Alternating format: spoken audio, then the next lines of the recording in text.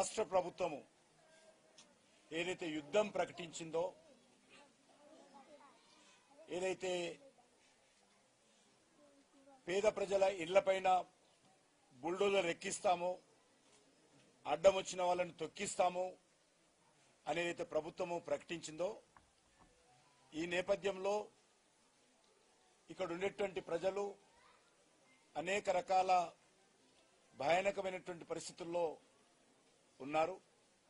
ఎప్పుడు బుల్డోజర్ వస్తుందో ముఖ్యమంత్రి గారు స్వయంగా చెప్పారు కాబట్టి, ఎప్పుడు బుల్డోజర్ వస్తుందో, ఎప్పుడు మా ఇల్లు కూలుస్తారో అనేటువంటి భయంతో ఇక్కడ ప్రజలు ప్రాణాలు అరచేతిలో పెట్టుకొని బతుకుతున్నారు. ఇక్కడ కుటుంబం దగ్గరికి వెళ్లి మీరు అడిగినా కూడా వాళ్ళ యొక్క బాధలు, వాళ్ళ యొక్క దీన గాథలు వర్ణాతీతం. మేము ఏ ఇంట్లో అయితే ఉన్నానో, శంకరమ్మ గారి ఇంట్లో వాళ్ళ భర్త రిక్షా కొట్టేవాడు. రిక్షా కొట్టి కుటుంబాన్ని పోషించాడు. ఈమె ఇళ్లలో వంట పాత్రలు శుభ్రం చేసి కుటుంబాన్ని పోషించింది శంకరమ్మ. వాళ్ళ ఇంట్లో నేను రాత్రున్నాను.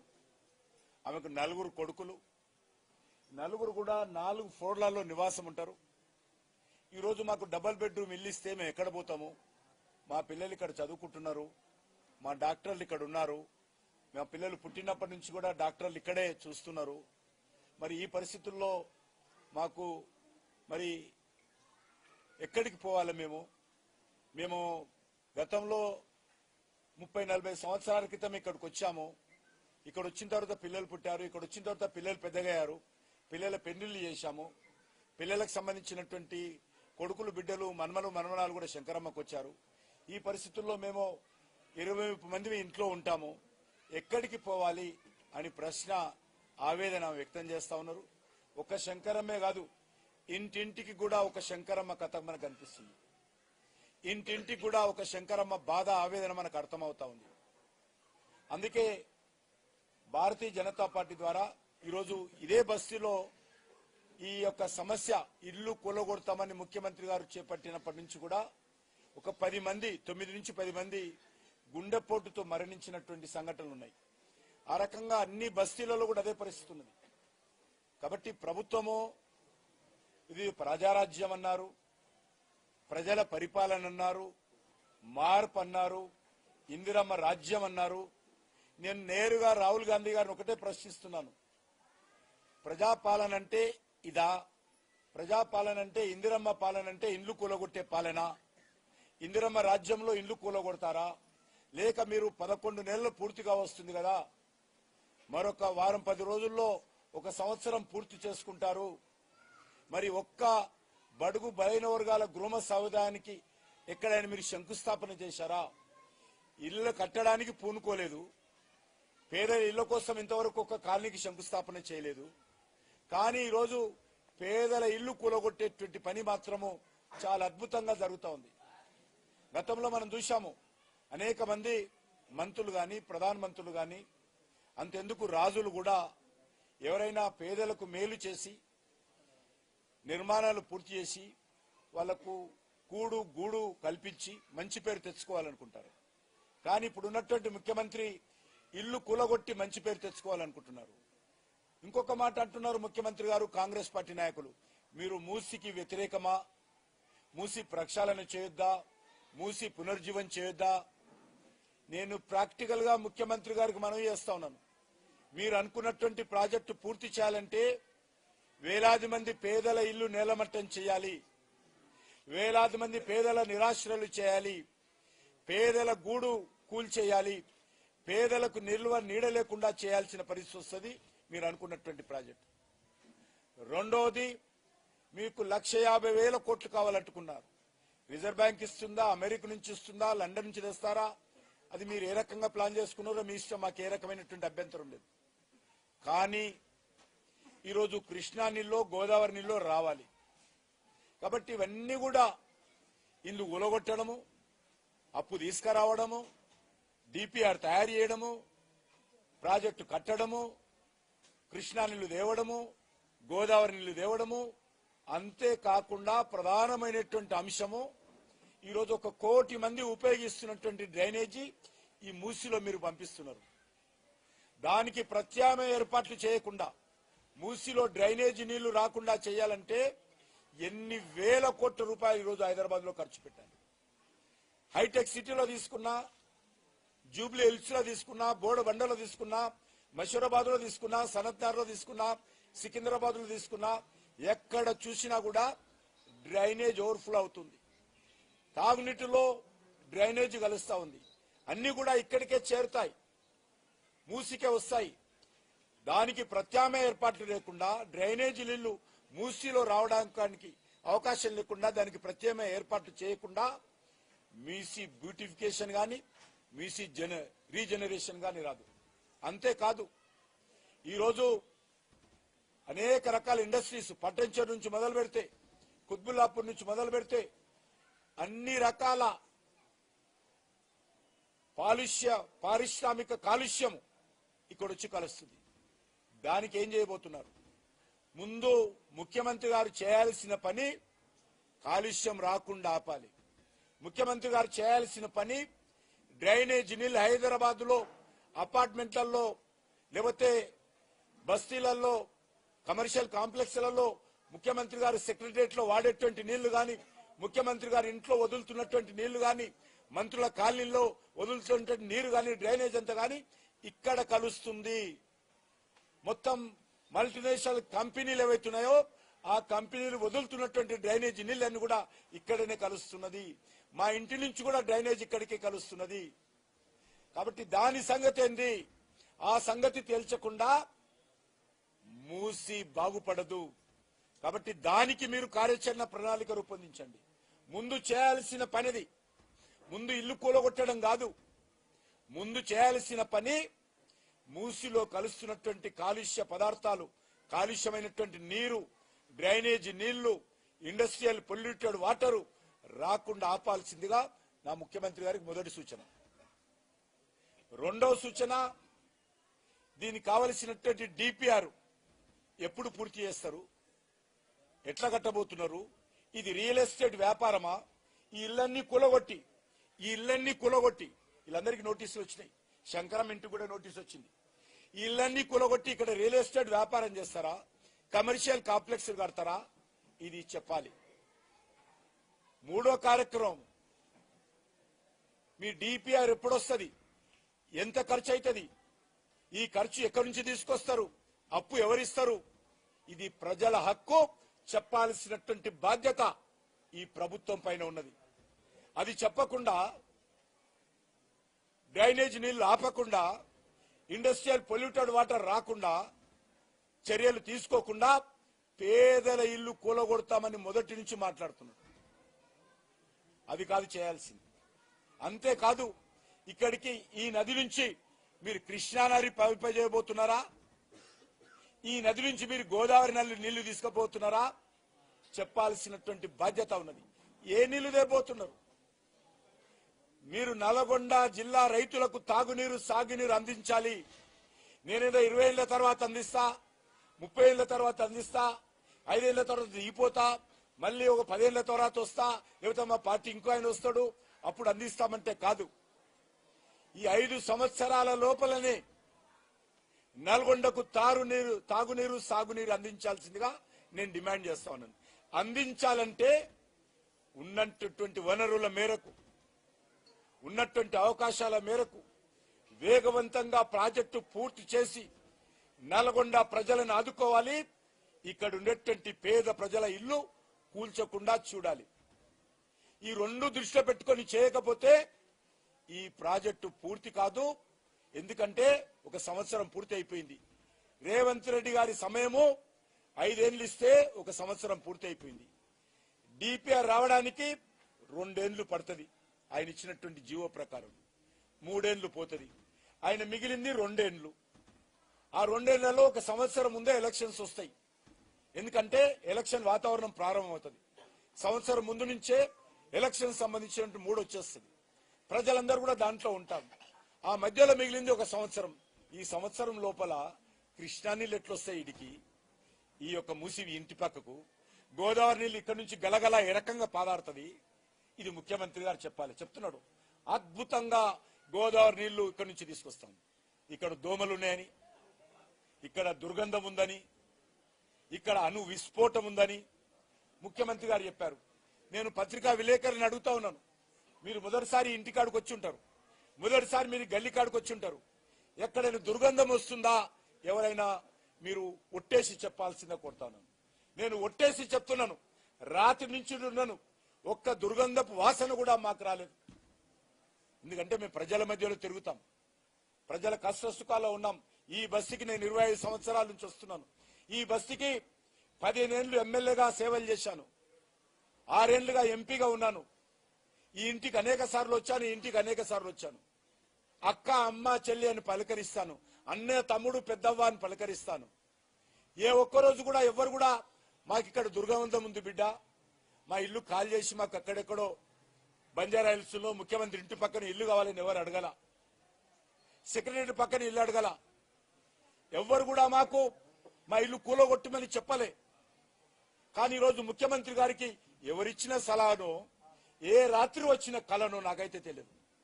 ఏ రాత్రి ఏ కళ వచ్చిందో, ఏ సందర్భంగా ఏ కళ వచ్చిందో, ఈ పేదల ఇల్లు మీద కళ్ళు పడ్డది, పేదల నివాసం ఉంటున్నటువంటి జాగా మీద కళ్ళు పడ్డది, ఈ స్థలం మీద కళ్ళు పడ్డది. ఇది మంచిది కాదు. రెక్కాడితే డొక్కాడనటువంటి వాళ్ళు ఎవరు ప్రభుత్వ ఉద్యోగస్తులు కాదు, ప్రైవేట్ సెక్టార్ లో పనిచేసే వాళ్ళు, ఇళ్లలో వంట పాత్రలు శుభ్రం చేసే వాళ్ళు వేలాది మంది నిరాశలు చేయకుండా ఈ యొక్క ప్రాజెక్టు ప్రత్యామ్నాయ వ్యవస్థ ద్వారా పూర్తి చేయాల్సిందిగా నిర్మాణాత్మకంగా ముఖ్యమంత్రి సలహా రాస్తున్నాను. నేను గతంలో కూడా ముఖ్యమంత్రి గారికి ఉత్తరం రాశాను, మరొక నిర్మాణాత్మకంగా మరొక ఉత్తరం రాస్తాను. పేదల జోలికి వెళ్లకుండా ఈరోజు వాళ్ళు అంటున్నారు, సార్ మా ఇల్లు కూలగొట్టడం కోసం బుల్డోజర్ వస్తా అంటున్నది, ముఖ్యమంత్రి గారు పంపిస్తా అంటున్నారు. మేము టీవీలో చూస్తున్నాం, ఆ టీవీలో చూసినప్పుడల్లా మేము ఎంత భయపడుతున్నామంటే కాళ్ళు చేతులు వణుకుతున్నాయి. మేము తిండి తెలియని పరిస్థితిలో ఉన్నాం. మేము తరతరాలుగా సంపాదించి అప్పు చేసి మేము చేసినటువంటి కూలి నుంచి ఒక్కొక్క రూపాయి కూడగట్టి, ఒక్కొక్క ఇటుక పేర్చి, ఒక్కొక్క రూపాయి సమీకరించి జమ చేసి ఇల్లు కట్టుకున్నాం. ఈ ఇల్లు కూలగొడితే మేము ఎక్కడ పోవాలా సార్? మా ప్రాణము ఇళ్లలో ఉంది, మా శ్వాస ఇళ్లలో ఉంది, మా ధ్యాస ఇళ్లలో ఉంది, మా జీవితమే ఇళ్లతో ముడిపడి ఉంది. ఇది తప్ప మాకు వేరే ఆస్తులు లేవు. మాకు ఇల్లు మాత్రమే ఉంది, మాకు ఇల్లు లేవు. ఈ ఇల్లు కూలగొడుతున్నటువంటి వాళ్ళ అందాలకు, ఆ పార్టీ నాయకులకు ఇల్లు ఉండొచ్చు, వీళ్ళకి ఇల్లు మాత్రమే ఉంది, ఇక్కడనే ఉంది వాళ్ళకు. కాబట్టి ప్రభుత్వము పట్టింపులకు పోవద్దు, ప్రతిష్టాత్మక పోకూడదు, కక్షతో వ్యవహరించకూడదు, కక్షపూరితంగా ఉండకూడదు. పార్టీల మీద కోపంతో, నా మీద కోపంతో, బీజేపీ మీద కోపంతో పేదల ఇళ్లకు ఎసరు పెట్టొద్దు. అదొక్కటే నేను ముఖ్యమంత్రి గారు కోరుతా ఉన్నాను. గతంలో కూడా కేసీఆర్ చెప్పాడు, నేను ట్యాంక్ బండ్ శుభ్రం చేస్తా, ట్యాంక్ బండ్ శుభ్రం చేస్తా, ట్యాంక్ బండ్ శుభ్రం చేస్తా, కొబ్బరి నీళ్ళగా చేస్తా, ఎవరైనా వచ్చి కొబ్బరి నీళ్ళు తాగొచ్చు అన్నాడు. 10 ఏళ్ళు అన్నాడు, పోయాడు, ఫామ్ హౌస్కి వెళ్ళిపోయాడు. ఈయన వచ్చి సంవత్సరమే మొదలు పెట్టాడు, ఇల్లు గుల్లగొడతా, రీజనరేషన్ చేస్తా, బ్యూటిఫికేషన్ చేస్తా. ఎస్, ఆ రోజు కూడా సపోర్ట్ చేశాము. ట్యాంక్ బండ్ క్లీన్ చేయాల్సిన అవసరం ఉంది. ట్యాంక్ బండ్ నగరం నడిబొడ్డున ఉంది, దాన్ని కూడా బ్యూటిఫికేషన్ చేయాల్సిన అవసరం ఉంది. కాలుష్యాన్ని తొలగించాల్సిన అవసరం ఉంది. ఆయన చేయలేదు, ఈయన కూడా చేయాల్సిందే కోరుతా ఉన్నాను. ఈయన కూడా చేయాల్సిందే కోరుతాను రేవంత్ రెడ్డిని. ఆయన ఫామ్ హౌస్కి వెళ్ళిపోయాడు, అది వదిలేసిన కొత్త పట్టుకున్నాడు. కొత్త పల్లవి రేవంత్ రెడ్డి గారు ఎంచుకున్నాడు, కొత్త పల్లవి ఎంచుకున్నాడు. అందుకే కోరుతా ఉన్నాను, మీరు ఎప్పటి లోపల కృష్ణా నీళ్ళు హైదరాబాద్ తెస్తారు అంటే పైపుల ద్వారా కాదు, గలగల గల నదిలో ప్రవహించే విధంగా తీసుకురావాలా. అది ఆయన ఐడియా. నేను అప్రిషియేట్ చేస్తున్నాను ముఖ్యమంత్రి గారిని. మా బస్తీల నుంచి గోదావరి నీళ్లు ప్రవహిస్తే, కృష్ణా నీళ్లు ప్రవహిస్తే రోజు అంతకంటే ఉంటుంది. ముఖ్యమంత్రి గారి ఫోటో మా ఇండ్లలో కూడా పెట్టుకుంటారు ప్రజలు. ఈ మా శంకరమ్మ కూడా పెట్టుకుంటారు. ఇక్కడ గోదావరి నీళ్ళు ఇళ్ళకెళ్ళి ప్రవహింపజేస్తే ఆ ఇల్లు పోదు, ఇంట్లోనే పెట్టుకోను. ఇల్లు ఎక్కడ పోతుంది, ఏం పోదు, ఇంట్లోనే పెట్టుకోవాలి నువ్వు గోదావరి నీళ్ళు ఇక్కడ ప్రవహింపజేస్తే. కాబట్టి ముఖ్యమంత్రి గారిని మనవి చేస్తున్నాను,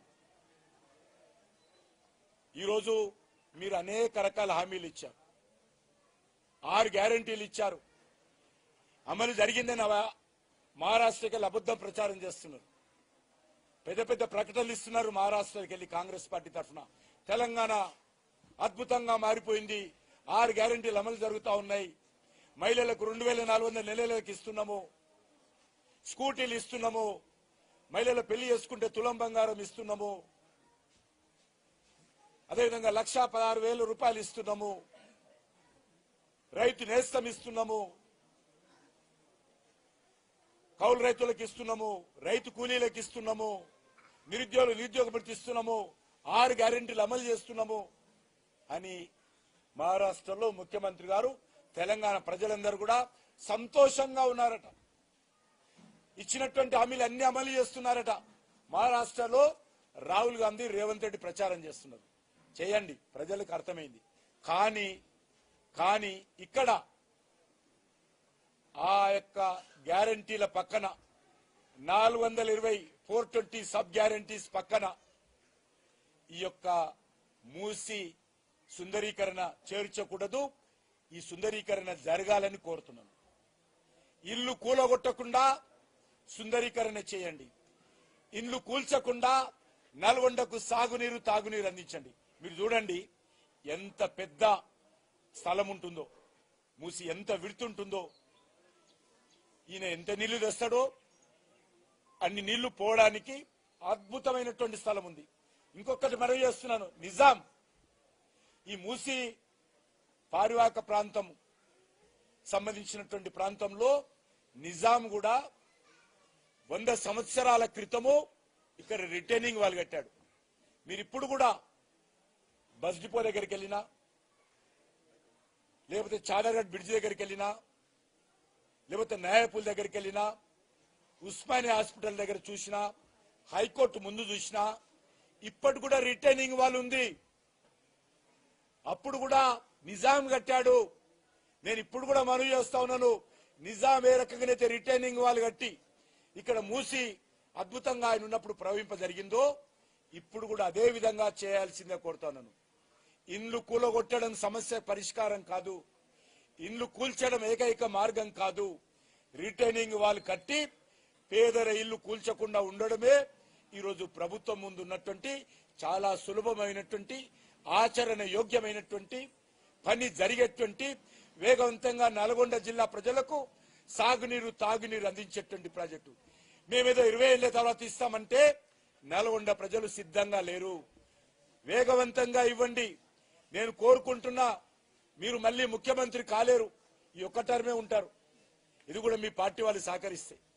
కాబట్టి ఈ టర్ములో ఈ మూసి పునర్జీవం చేసి నల్గొండ జిల్లాకు నీళ్లు ఇవ్వాల్సిందిగా నేను రేవంత్ రెడ్డిని కోరుతా ఉన్నాను.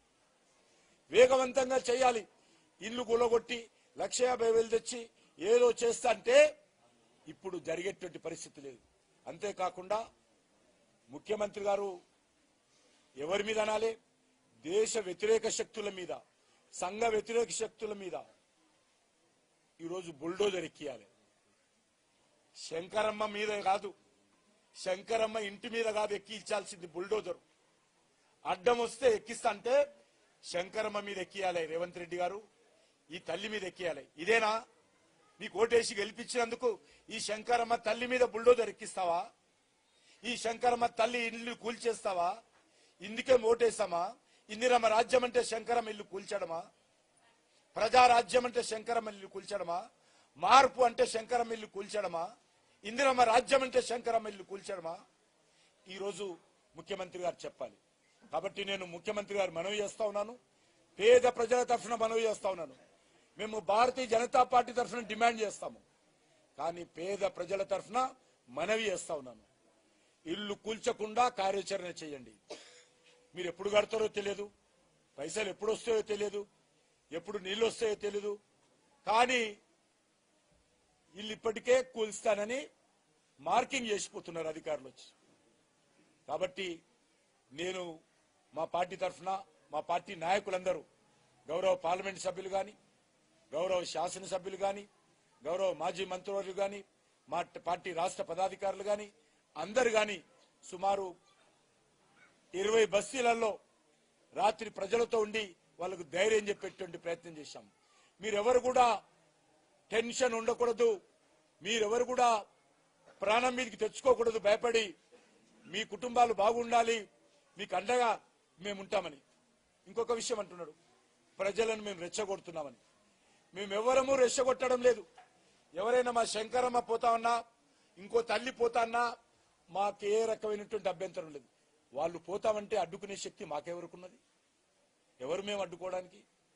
ముఖ్యమంత్రి గారు ఇస్తున్నటువంటి ప్యాకేజ్ తీసుకొని బంజారా హిల్స్ లోనో, జూబ్లీ హిల్స్ లోనో, సెక్రటరియట్ వెనుక సైడో, గతంలో కేసీఆర్ చెప్పాడు ట్యాంక్ బండ్ చుట్టూ ఆకాశ హార్మాల్ నిర్మాణం చేస్తాను, అందులో పేద ప్రజలు ఉంటారు, కార్పొరేట్ కంపెనీలు ఉంటాయి, టూరిజం సెంటర్స్ ఉంటాయి, గవర్నమెంట్ ఆఫీసులు ఉంటాయి, అన్ని గులాబీ గ్రాఫిక్స్ చూపించి మీకు అందరు పెడితే మీరు ఫ్రంట్ పేజీలలో ప్రింట్ చేశారు, టీవీలలో చూపించారు, మీరు అందరు కూడా చూపించారు.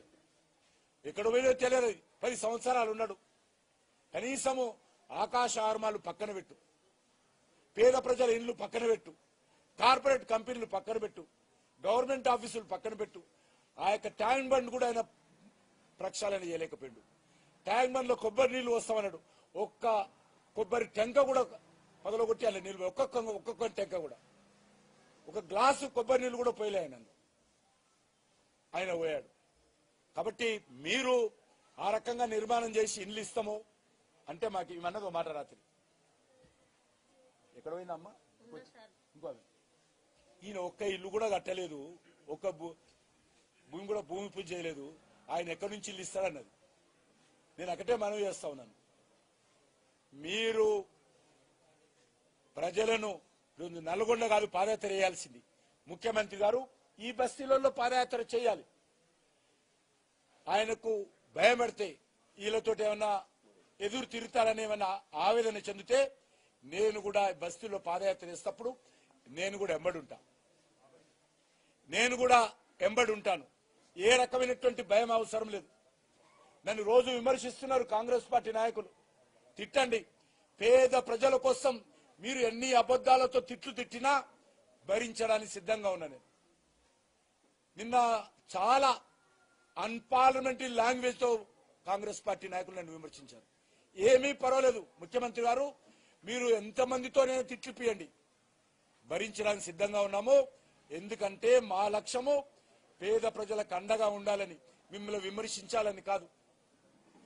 రేవంత్ రెడ్డి విమర్శించడం కోసం మేము రాలేదు ఇక్కడికి. రేవంత్ రెడ్డి విమర్శించడం కోసం పేద ప్రజలకు అండగా నిలబడడం లేదు. పేద ప్రజలకు అండగా నిలబడాలని వచ్చాం తప్ప ముఖ్యమంత్రి విమర్శించడానికి అనేక రకాల అంశాలు ఉన్నాయి. మాకు అనేక రకాల వేదికలు ఉన్నాయి. కాంగ్రెస్ పార్టీని విమర్శించడానికి, కాంగ్రెస్ పార్టీ అవినీతిని విమర్శించడానికి, కాంగ్రెస్ పార్టీ కుటుంబ పరిపాలన విమర్శించడానికి, కాంగ్రెస్ పార్టీ దగాకోరు రాజకీయాలను విమర్శించడానికి, కాంగ్రెస్ పార్టీ దుర్మార్గపు పాలనను విమర్శించడానికి మాకు అనేక రకాల వేదికలు ఉన్నాయి. ఈ అంశాన్ని మేము తీసుకోవడం లేదు. అందుకే నేను ముఖ్యమంత్రి గారు మనవి చేస్తా ఉన్నాను, మేమెవ్వరం కూడా ప్రజలను రెచ్చగొట్టడం లేదు. వాళ్ళు భయపడతా ఉన్నారు. మీరు పెడుతున్నటువంటి భయం కారణంగా, మీరు పెడుతున్నటువంటి బుల్డోజర్ ఎక్కిస్తామని మాటల కారణంగా వాళ్ళ ప్రాణాలు పోతా ఉన్నాయి. ప్రాణాల మీద తెచ్చుకుంటున్నారు. ధైర్యం చెప్పడం కోసం మాత్రమే వచ్చాను తప్ప ఇందులో వేరే ఏ రకమైనటువంటి మాకు ఆలోచన, మరొక ఆలోచన లేనది విషయము ఈ సందర్భంగా మనవి చేస్తాను.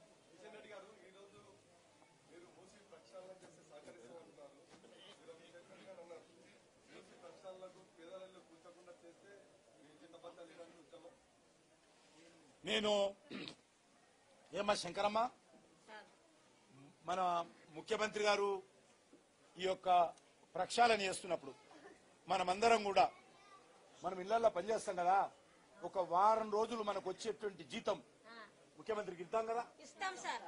మా ఇండ్లు మాకుంటే మేము కష్టం చేసి ఇండ్లలో పాస్ పని చేసుకొని ఇస్తాం సార్. నేను కూడా మా యొక్క జీతం పార్లమెంట్ సభ్యుడిగా, కేంద్ర మంత్రిగా వచ్చే జీతం కూడా ఇస్తాం మేము. అదే కాదు, ఈ యొక్క పని మొదలుపెట్టినప్పుడు మొదటి రోజు మాకు అవకాశం రాణిస్తే పోలీసులను పెట్టి మమ్మల్ని అడ్డుకోకుండా ఆ యొక్క పనులు మొదలు పెట్టిన రోజు మేమందరం మా పార్టీ కార్యకర్తలతో, మా బస్తీ ప్రజలతో శ్రమదానం కూడా చేస్తామని మనం చేస్తా ఉన్నాం. శ్రమదానం కూడా చేస్తాము. ఇది సస్యశ్యామలం చేయాలి, రీజనరేషన్ చేయాలి, అదేవిధంగా బ్యూటిఫికేషన్ చేయాలి. నల్గొండ జిల్లా ప్రజలకు సాగునీరు తాగునీరు అందించాలి. దానికోసము మేము శ్రమదానం చేయడానికి కూడా సిద్ధంగా ఉన్నాం.